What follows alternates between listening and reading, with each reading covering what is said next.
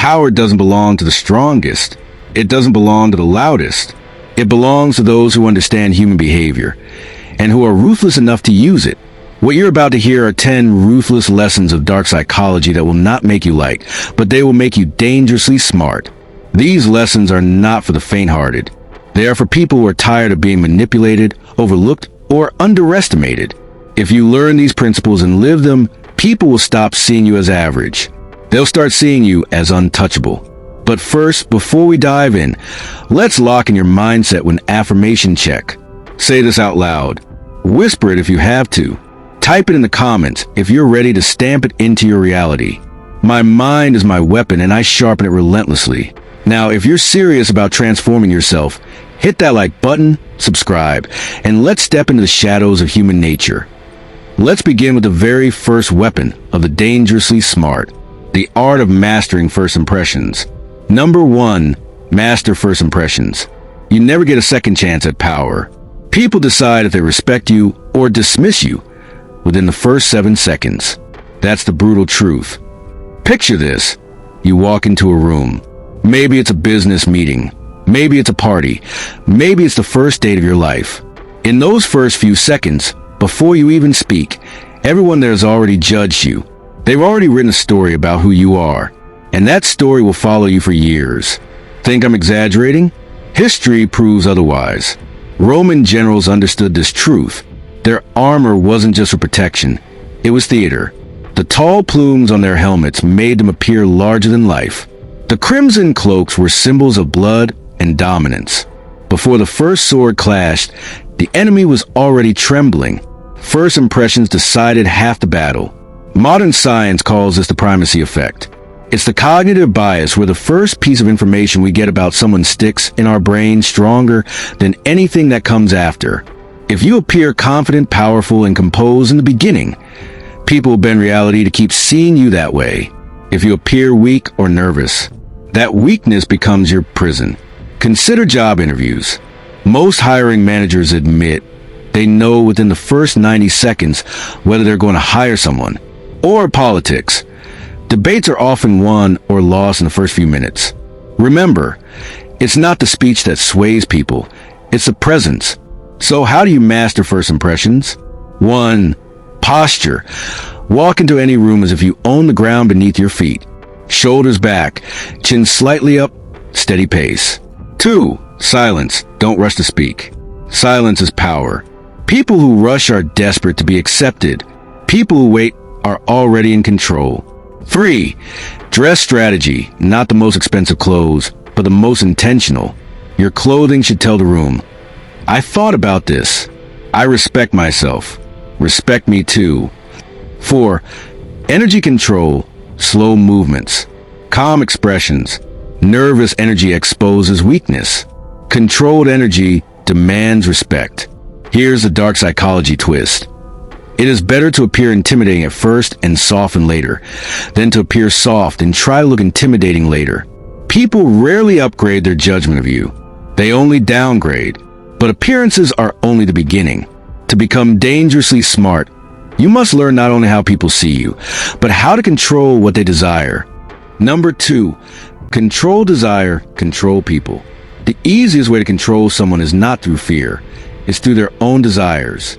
A person ruled by fear will resist, but a person ruled by desire, they will volunteer their chains. Think about a gambler in a casino. He knows the odds are against him. He knows he'll likely lose. But the flashing lights, the ringing bells, the hope of the jackpot keeps him chained to that seat. He doesn't need a guard or a whip. His own desire imprisons him. The Roman emperors understood this better than anyone. Their empires stretched across continents, filled with revolts and rivalries. But how did they keep the restless masses under control? With bread and circuses, free food, grand gladiator games. While the people cheered and feasted, they forgot to question why their rulers grew richer and their freedom shrank smaller. Modern neuroscience explains it through dopamine. Dopamine isn't just pleasure, it's the anticipation of pleasure. That's why slot machines work. That's why notifications work. The unpredictability of reward keeps us hooked. Whoever controls the flow of dopamine controls the behavior of billions. Look at social media. Those tiny red notifications, that's dopamine warfare. The biggest companies in the world, Facebook, TikTok, Instagram, don't sell platforms. They sell addiction. They don't force people to stay. They let people's desires keep them glued to the screen. How do you use this ruthlessly without being trapped by it yourself? 1. Identify desires. Everyone has a hunger. Recognition, validation, wealth, love, power. Study people long enough, and their desires will reveal themselves. 2. Feed, don't satisfy. Give people just enough of what they want to keep them chasing. Never give the full meal. A hungry person follows the hand that feeds. 3. Position yourself as a gatekeeper. Don't just give people what they crave. Make them believe you control access to it. The boss who controls promotions, the influencer who controls validation, the partner who controls affection. They are the true masters. This is why Machiavelli warned leaders to be careful not just about enemies, but about what people expect.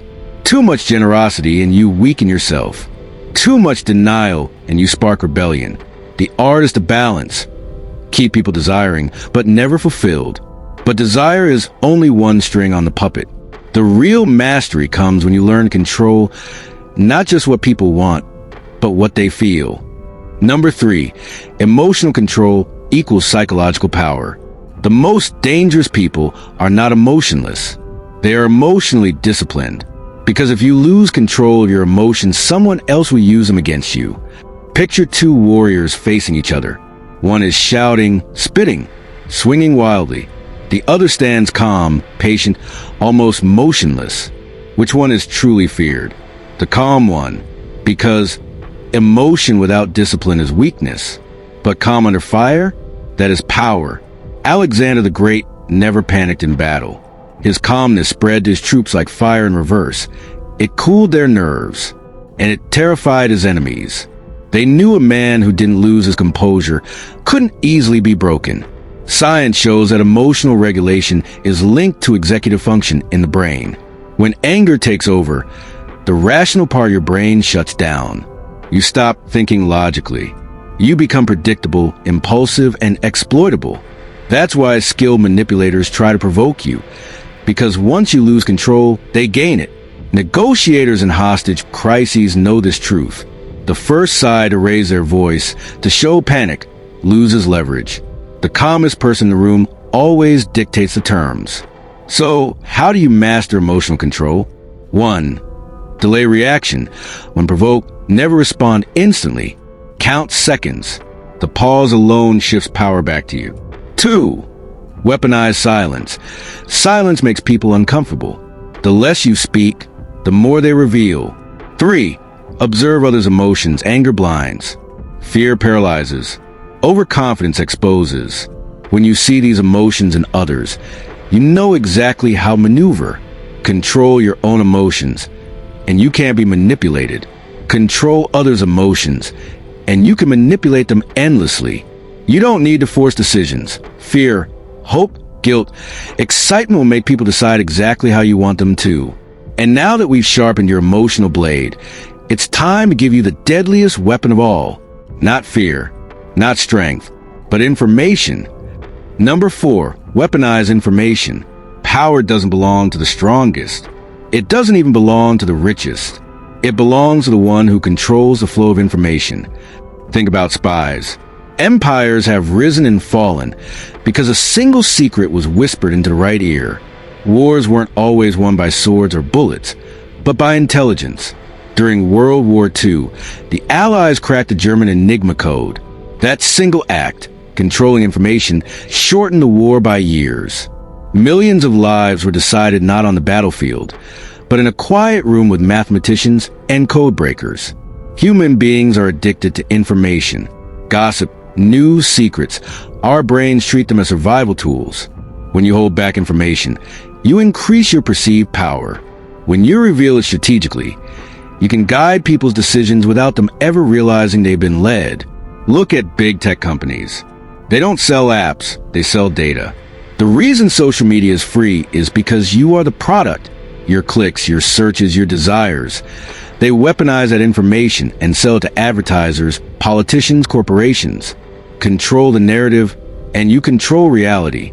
How do you weaponize information in daily life? 1. Control what you reveal, share less than you know. The less predictable you are, the harder you are to manipulate. 2. Strategic leaks. Sometimes, dropping the right piece of information builds credibility, influence, or even fear. 3. Listen more than you speak. Information flows to those who know how to stay silent. Most people expose themselves just to fill silence. Machiavelli himself said, "The promise given was a necessity of the past. The word broken is a necessity of the present." In other words, information is only valuable as long as it serves your power. Truth is not sacred. Timing is. But information is only as deadly as the person who wields it. And the deadliest people don't just know what to reveal, they know when to strike. Number 5, ruthless patience. The lion that waits is deadlier than the lion that pounces too soon. Impatience destroys more empires than weakness ever will. Imagine 2 hunters. One fires his arrow the second he sees movement and misses. The other waits, hidden in silence, until the prey steps into the perfect spot. The patient hunter doesn't waste energy. He doesn't waste chances. He always wins. Genghis Khan wasn't just a brutal warrior. He was a master of patience. He would retreat from battle, making his enemies think they had won, only to ambush them weeks later when they were weakest. His patience wasn't weakness. It was a weapon. In psychology, this connects to delayed gratification. Those who can resist short-term impulses for long-term gain achieve far more in life. The famous marshmallow test proved that children who resisted the immediate reward ended up with better success in careers, health, and relationships. Look at Warren Buffett. He doesn't chase trends. He waits, sometimes years. And when the market panics, when everyone else is losing their minds, he strikes, buying companies for pennies on the dollar. His billions were not built on speed, but on patience. How do you train ruthless patience? 1. Detach from time pressure. Deadlines make people sloppy. If you're the one who can wait, you control the negotiation. 2. Strategic silence. In arguments, the one who speaks first usually loses. Silence forces the other person to break. 3. See the bigger game. Don't chase small victories that cost you long-term power. Step back. Let others exhaust themselves. Impatience makes you a puppet. Patience makes you the puppeteer. Every powerful leader in history knew this. Power isn't taken in a single strike. It's accumulated slowly, quietly, until the final blow is inevitable. And now, we've reached the deadliest part of this journey. Because all the power in the world means nothing if you can't control the one thing that drives every human being alive, the mind. Number 6, master the art of fear. Love makes people comfortable. Fear makes people predictable. If you want loyalty, inspire love. But if you want control, inspire fear. Think about it. Parents want their kids to love them. But what really keeps the child from touching fire or running into traffic? Fear of punishment. It's the same in power. The people who are feared are rarely betrayed. Cesare Borgia, Machiavelli's idol, used fear like a scalpel. When he conquered a violent city, he sent in a ruthless enforcer to crush chaos with blood and iron. Once order was restored, he had that very enforcer executed in public. The people saw justice. But more importantly, they saw fear. Cesare became untouchable. Humans are twice as motivated to avoid pain as they are to gain pleasure. Psychologists call this loss aversion. That means fear is not just an emotion. It's the most powerful motivator in the human brain. Think about modern corporations. They don't just motivate employees with bonuses. They keep them in line with the fear of losing their jobs, fear of replacement, fear of falling behind. Fear builds compliance where love cannot. How do you apply fear in real life without becoming a tyrant? 1. Set boundaries. Make it clear what you will and will not tolerate. Consequences must be visible. 2. Calm intensity. Don't scream. Don't rage. Those who can deliver consequences with calmness are feared more than those who lose control. 3. Unpredictability. A small amount of uncertainty keeps people alert. If they never know exactly how far you'll go, they'll never test your limits. Fear should never be abused. It should be mastered. When people both respect and fear you, betrayal becomes nearly impossible. Remember Machiavelli's law. It is better to be feared than loved if you cannot be both. If you're absorbing this, comment this right now. Respect me or fear me, but never underestimate me.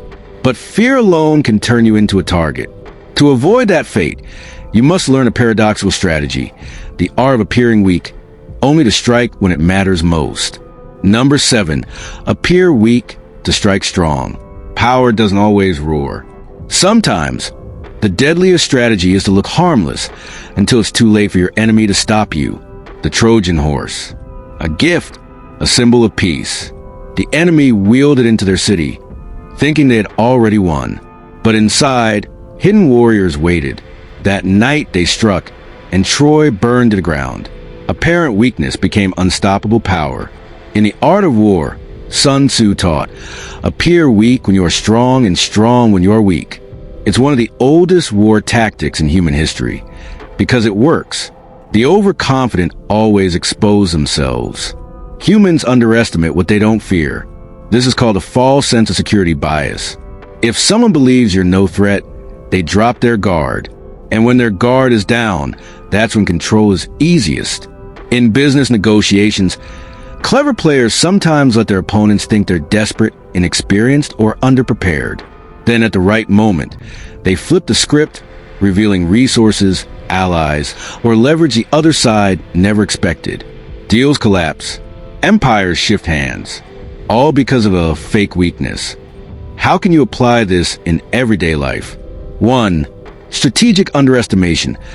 Let others think they're smarter, stronger, or more skilled. They'll expose more than they should. 2. Hidden strengths. Keep certain abilities or knowledge hidden until a decisive moment. 3. Controlled reveal. When you finally show your strength, make it overwhelming. Leave no room for recovery. This isn't about playing the fool. It's about playing the predator. Appear weak. Invite arrogance. Then destroy it with precision. And now, with fear mastered and deception in your arsenal, you're ready for the final tier of dark psychology. The next lesson will show you how to bend loyalty, alliances, and influence entirely in your favor. Number 8, loyalty is a weapon. Loyalty is not about friendship. It's about control. The dangerously smart know this. Loyalty is not freely given. It is engineered. In ancient kingdoms, rulers didn't just surround themselves with allies. They surrounded themselves with people whose survival depended on them. If a man eats because of you, if his family is safe because of you, his loyalty isn't emotional. It's unbreakable. Think of Julius Caesar. His soldiers weren't just loyal because he was a general. They were loyal because he paid them in land, spoils, and honor. They had no Caesar without Rome, and no Rome without Caesar. That bond was engineered. This is the principle of reciprocity. When people feel indebted, they naturally return the favor. But the dangerously smart twist it further. They create dependence. True loyalty comes not when people like you, but when they need you. Corporations do this today. Think of subscription models. Your favorite app, your favorite service. They don't just sell a product. They make you rely on them. Cancel? Suddenly your data, your tools, your comfort vanish. That's engineered loyalty. How do you create loyalty in your personal life? 1. Give selectively. Don't give freely to everyone. Give in a way that creates obligation. 2. Create interdependence. Share resources, skills, or opportunities that others can't easily find elsewhere. 3. Reward loyalty publicly. People are more loyal when they see that loyalty is recognized and rewarded. True power is not in how many people you can command. It's in how many people you can make depend on you. Remember, people who like you may leave. People who need you, they will fight for you. But loyalty alone isn't enough. To be dangerously smart, you must master not only what people feel about you, but what they see. And that brings us to the art of controlling perception. Number 9, control perception. Reality doesn't matter as much as perception. The world doesn't respond to what is. It responds to what it believes. 2 generals go to war. One is stronger, one is weaker, but convinces the world that he's invincible. Armies hesitate. Allies switch sides. Fear spreads. The weaker general doesn't just win battles. He wins without fighting. Napoleon Bonaparte mastered this. He often exaggerated his victories and downplayed his losses. Even when he was outnumbered, his enemies feared him because his reputation had been engineered as unstoppable. Humans rely on shortcuts to make sense of the world. Psychologists call these heuristics. One of the most powerful is the halo effect. If you look successful, confident, or powerful in one area, people assume you're successful in all areas, even without proof. Look at social media influencers. Many project lifestyles they don't actually live. Luxury cars, exotic trips, curated photos. Are they all millionaires? No, but the perception of wealth builds influence, followers, and eventually money.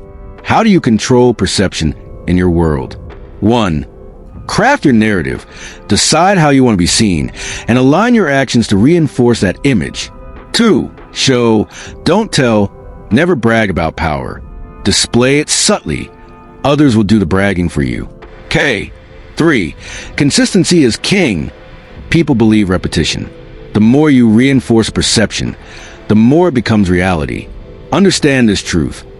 It's not about being the strongest. It's about being seen as the strongest. If people believe you are inevitable, you become inevitable. And now, we arrive at the final, most ruthless lesson of them all. The one that fuses everything together. Fear, patience, loyalty, deception, into a single unstoppable principle. Number 10. The final illusion. Power through silence. Noise is cheap. Silence is expensive. The most dangerous people in history weren't the loudest, they were the quietest. Imagine sitting across from someone in negotiation. You state your terms. They just sit there, calm, unblinking, silent. Seconds stretch into minutes. That silence becomes unbearable.